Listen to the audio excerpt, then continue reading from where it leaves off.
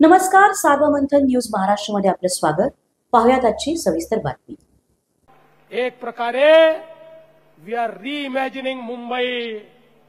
आम्ही मुंबई रीइमॅजिन करतोय आणि काही लोक फक्त खुर्ची रीइमॅजिन करतायत। जे खुर्ची रीइमॅजिन करतायत त्यांना सांगू देऊ इच्छितो, ती खुर्ची तुम्हाला मिळणार नाही।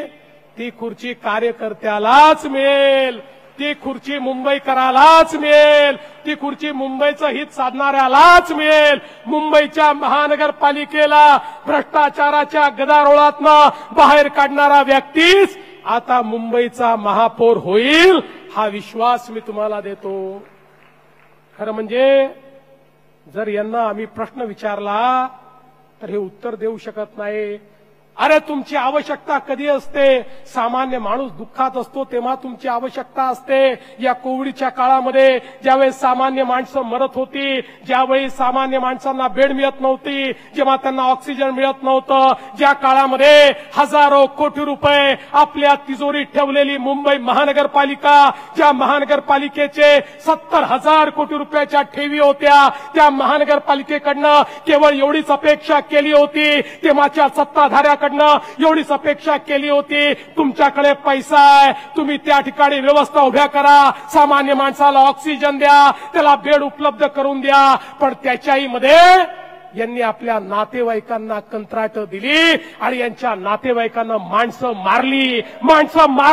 मी म्हणत नाही, तुम्ही ईडीची चार्जशीट बघा। जे डॉक्टर नव्हते त्यांना डॉक्टर दाखवलं, जे कंपाऊंडर नव्हते त्यांना कंपाऊंडर दाखवलं, ज्यांना नर्सिंगचं ट्रेनिंग नव्हतं त्यांना नर्सेस दाखवलं आणि त्यांना त्या ठिकाणी उभं करून त्यांच्या माध्यमातून हजारो रुपये, लाखो रुपये, करोडो रुपये त्या ठिकाणी लाटले।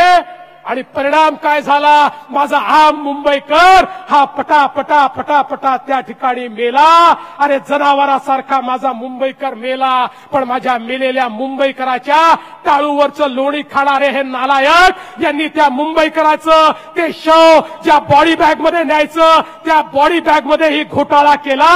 हे कफन चोर या ठिकाणी आम्हाला काय सांगणार?